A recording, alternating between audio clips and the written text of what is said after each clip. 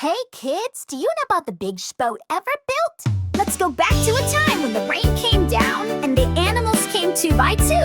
It's the story of Noah and God's amazing promise. Let's sing it together.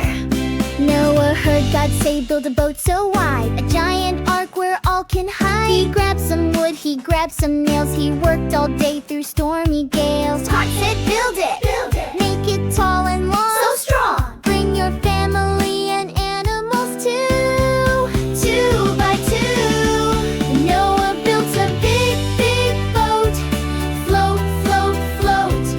Rain came down, but hope would float. Animals marched in side by side with God's love. They would safely ride. Wee-whoa, clap, clap, wee-whoa, stomp, stomp. Rainbow promise in the sky. God keeps his word, oh yes, oh my.